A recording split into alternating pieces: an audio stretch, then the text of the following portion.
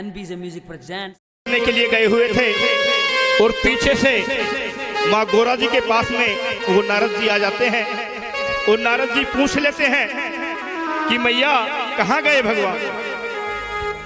गोरा जी कहती हैं कहीं गए होंगे भांग तोड़ने के लिए। नारद जी कहते रहे मैया बहुत भोली हो तुम, शंकर भगवान तुमसे बहुत सी बातें छुपाते हैं, जाते कहीं हैं और बताते कुछ और है। इतनी बात सुनकर गोरा जी कहती हैं कि ऐसी जीवन में कोई बात नहीं है जो शंकर भगवान ने मुझसे छुपाई हो। इतनी बात सुनते ही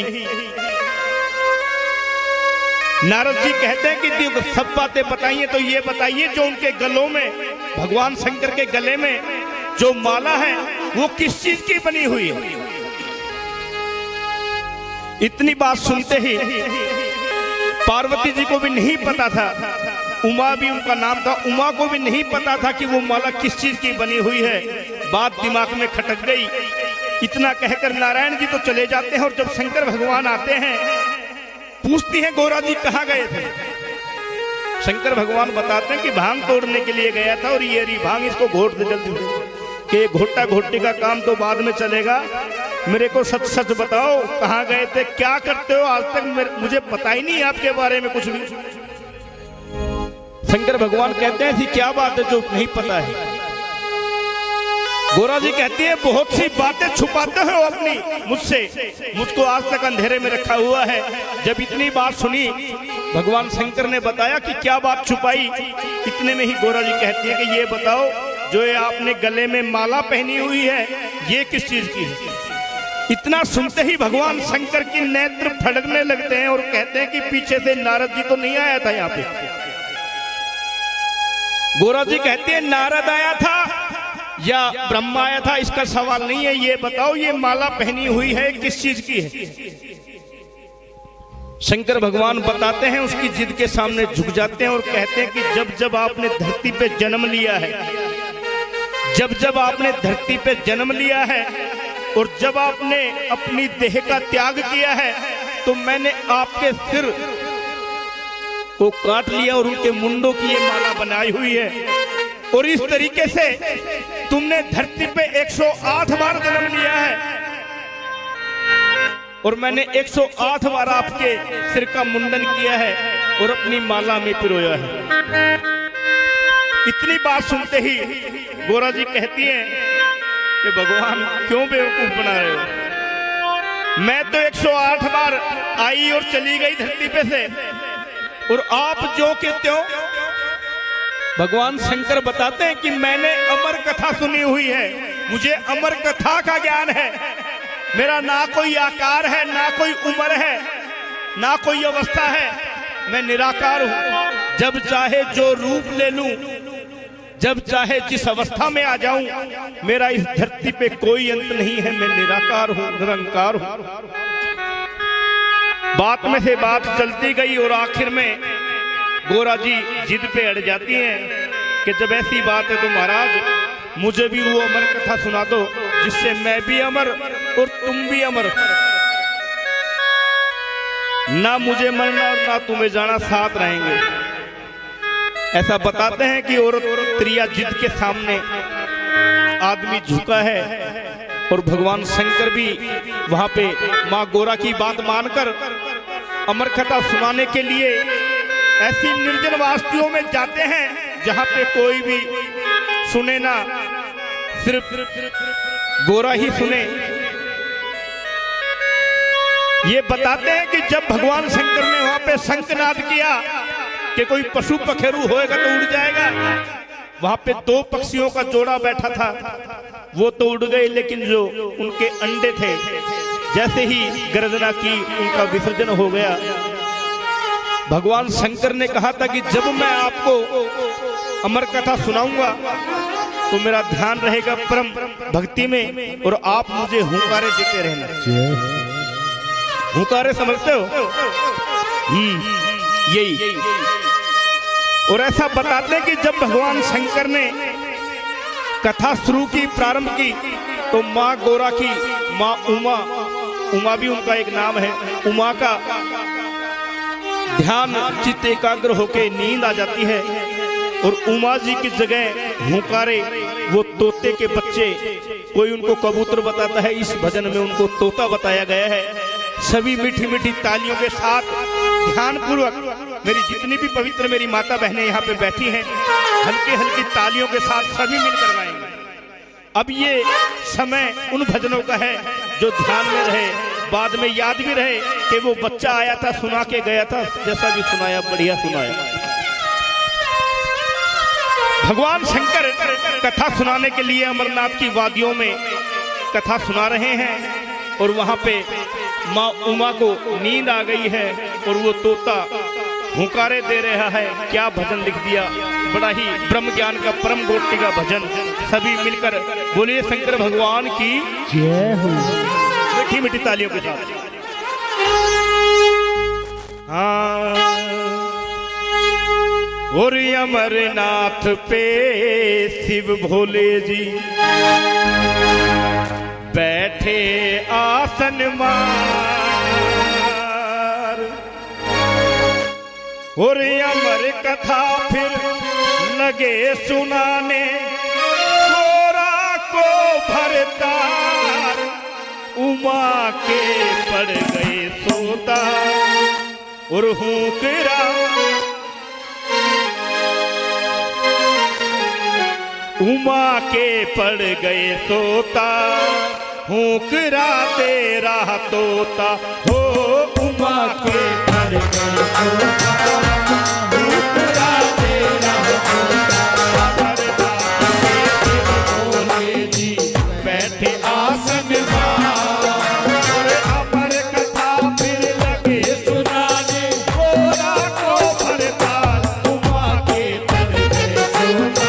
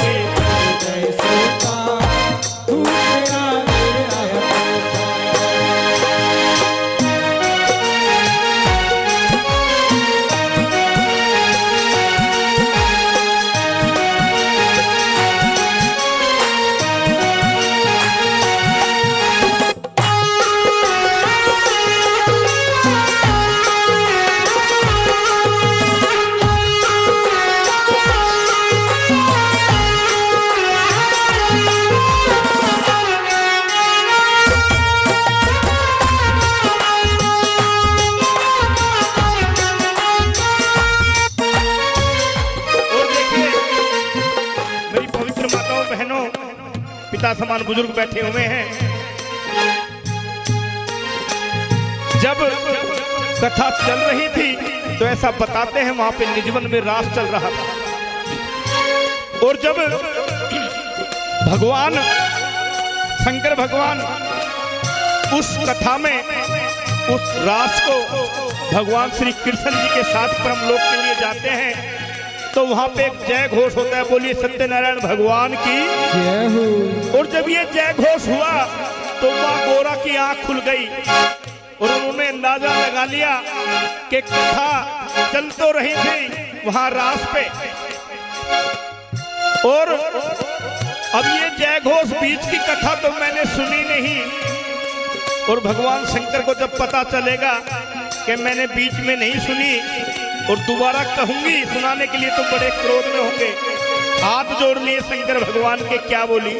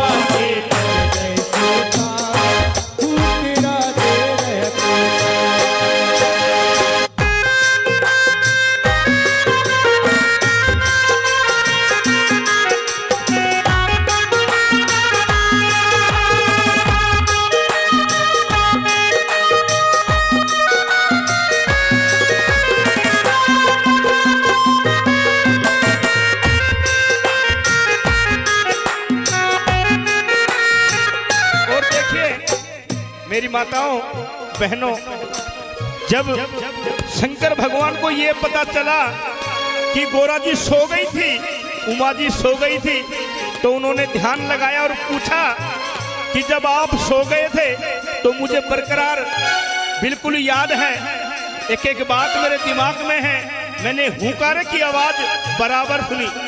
जब आप सो गई थी तो ये हुंकारे किसने दिए? अगर हुंकारा देने वाला कोई तीसरा है जिसने चोरी से मेरी कथा सुनी है तो मैं उसको जीवित नहीं छोड़ूंगा।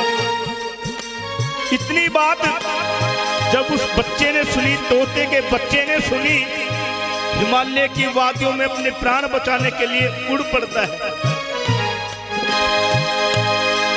शिव क्रोध में भर के बोले, कथा सुनी है किसने? शिव क्रोध में भर के बोले, ये कथा सुनी है किसने? मैं जिंदा ना छोड़ूंगा, है तेरे हुक्रा जिसने। मैं जिंदा ना छोड़ूंगा, है तेरे हुक्रा जिसने। इतनी बात चल रही थी, तोता उड़ लेता है, भगवान शंकर देख लेते कि ये जा रहा चोर, इसने सुनी है तेरी कथा। आगे आगे तोता और पीछे पीछे हाथ में त्रिशूल लिए क्रोध में भगवान शंकर जी चल रहे हैं उड़ाई के लिए अपनी मंजिल की ओर। शिव क्रोध में भर के बोले, सुनी है किसने? शिव क्रोध में भर के बोले, ये कथा सुनी है किसने? मैं जिंदा ना छोड़ूंगा, है दिलर हुक्रा जिसने। मैं जिंदा ना छोड़ूंगा, है तेरे हुक्रा जिसने। अरे आगे आगे तोता भागे, आगे आगे तोता भागे, पीछे शिव भंडारे, आगे बढ़ गए तोता हुक्रा तेरा, ओ भुगा के। तोता हुक्रा तेरा। सजनों, आगे आगे तोता और पीछे पीछे शंकर भगवान। ऐसा बताते हैं विधि में कि वो तोता उड़ते उड़ते हिमालय की वादियों में भगवान श्री वेद व्यास जी के आश्रम के ऊपर से जा रहा होता है। और वहां पे वेद व्यास जी की पत्नी, जिनको अभी तक कोई संतान नहीं हुई थी, सुबह उठ के अजमाई अंगड़ाई ले रही थी, उगासी ले रही थी। और भगवान के क्रोध से बचने के लिए वो तोता सीधा वेद व्यास जी की पत्नी के मुंह के रास्ते से उनके गर्भ में चला जाता है। शंकर भगवान पीछे जाके बाहर खड़े हो जाते हैं आश्रम के। वेद व्यास जी को बुलाते हैं कि व्यास जी, हमारा एक चोर तुम्हारे आश्रम में छुपा हुआ है, उस चोर को बाहर निकालो, मैं उसको जीवित नहीं छोड़ूंगा। वेद व्यास जी कहते हैं कि हे भगवान, आप तो खुद हिमालय की वादियों में रहते हो जहां पर हरी घास भी संभव नहीं है, भांग तोड़ने के लिए भी तुम्हें दूर जाना पड़ता है, वहां से कोई आपकी क्या वस्तु चुरा लेगा, और आप इतने क्रोध में क्यों हैं? भगवान शंकर बताते हैं कि उसने कोई हीरा जवाहरात धन दौलत नहीं लूटी है, उसने चोरी से मेरी अमर कथा सुन ली है, जिसको सुनने से आदमी, पशु, पक्षी, नर नारायण जो भी उस कथा को सुन लेता है वो अमर हो जाता है। जल्दी उसको निकालो, मैं उसे जीवित नहीं छोड़ूंगा। भगवान शंकर के नेत्र फड़कने लगे गुस्से में। और जब इतनी बात सुनी, वेद व्यास जी कहते हैं कि नारायण हंसने लग जाते हैं वेद व्यास जी कि हे प्रभु, आप कैसी बातें कर रहे हैं।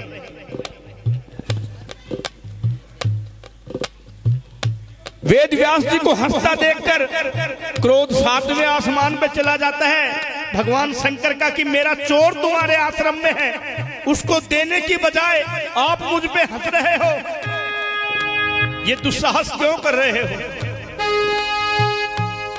वेद व्यास जी हाथ जोड़ के बैठ जाते हैं कि हे भगवान, ऐसी तो मेरी बिसात कहा कि मैं आपके ऊपर हंसूं, लेकिन मुझे हंसी आ रही है आपके भोलेपन पे। एक तरफ तो आप ये कह रहे हो कि उसने मेरी अमर कथा सुन ली है, जिसको सुनने से नर नारायण पशु पक्षी अमर हो जाता है, और दूसरी तरफ आप ये कह रहे हो कि मैं उसको जीवित नहीं छोड़ूंगा। अब नारायण, हे परमात्मा, अब मुझे ये बताइए कि जब उसने चोरी से ही सही आपकी अमर कथा सुन ली है, तो फिर आप उसको मार कैसे सकते हो? बोली सच्चे दरबार की जय। और जब इतनी बात सुनी तो भगवान शंकर ने जो अपना क्रोध शांत करने के लिए जो मंत्रों का उच्चारण किया, ये वो मंत्र हैं जो भगवान निजवन में जो आज तक किसी ने नहीं सुने। मोह माया से दूर रहने के ये मंत्र जो हमारी आपकी पहुंच से दूर है। और ऐसा बताते हैं सज्जनों, मेरी माताओं बहनों, कि इस वार्ता के अंदर 18 मास बीत गए थे। 18 मास तक भगवान वेद व्यास जी की जो घरवाली थी, उनके गर्भ में जब गर्भ बड़ा हो जाता है तो उनको बहुत पीड़ा होने लगती है। भगवान शंकर जी कहते हैं वेद व्यास जी को कि जाके कहो हमें कोई दिक्कत नहीं है, अगर वो बाहर आएंगे तो हम उनको कुछ भी नहीं कहेंगे, लेकिन भीतर वो तोता वो भी जिद पे अड़ जाता है। बड़ी ही ज्ञान की बात है माँ जी, वो तोता भी जिद पे अड़ जाता है कि मैंने अमर कथा में सुना था कि जो भी गर्भ से बाहर जन्म लेगा तो बाहर भगवान विष्णु की माया फैली हुई है, और जैसे ही वो जन्म लेगा तो वो पहले जन्म की सारी बातें भूल जाएगा। अगर भगवान विष्णु की माया रुकवाओ तो ही मैं बाहर आऊंगा, वरना मैं भी अमर कथा को भूल जाऊंगा। बड़ी ही जिद की परिस्थितियां अड़ गई। आखिरी में भगवान विष्णु को बुलाना पड़ा, भगवान विष्णु को जिद के सामने रुकना पड़ा। और ये बताते हैं भगवान विष्णु ने उस तोते से कहा कि मैं इस माया को रोकूंगा कितनी समय के लिए, कि एक गाय के सींग पे एक राई का दाना रखते हैं, जितनी देर में वो नीचे गिरेगा इतनी देर के लिए ये माया रुकेगी, वरना ये सृष्टि अस्त व्यस्त हो जाएगी। बड़ी बड़ी विडंबनाएं होती हैं, बड़े बड़े आश्चर्य होते हैं जब कोई पैदा होता है और बताता है कि इसको पिछले जन्म की याद है। वो नक्षत्र शुक्ल पक्ष का शुक्ल सुदर्शन नक्षत्र पूरे साल में एक राई के दाने के समान हर साल आता है और इस नक्षत्र में जिसने जन्म ले लिया उसके पिछले जन्म की सारी बातें याद रहती हैं। बोली सच्चे दरबार की जय हो। और जब वो नक्षत्र वहां पे मुहूर्त किया गया और जैसे ही उन्होंने जन्म लिया, उस तोते का नाम वहां पे सुखदेव जी पड़ा, क्योंकि उनके जन्म लेने से उनकी माँ को बड़ी संतुष्टि मिली थी जो अभी तक पीड़ा से अस्त व्यस्त थी। क्या वो उड़ते उड़ते तोता और वेद व्यास घर आया, वो उड़ते उड़ते तोता हर वेद व्यास घर आया, और वेद व्यास की पत्नी के गर्भ में जाए समाया, वेद व्यास की पत्नी के गर्भ में जाए समाया। अरे नाम बड़ा सुखदेव रे उनका, ओ नाम बड़ा सुखदेव रे उनका, महिमा है अपरंपार। उमा के पड़ गई सोता, ऊपरा तेरा तोता, ओ उमा के पड़ गई सोता, ऊपरा तेरा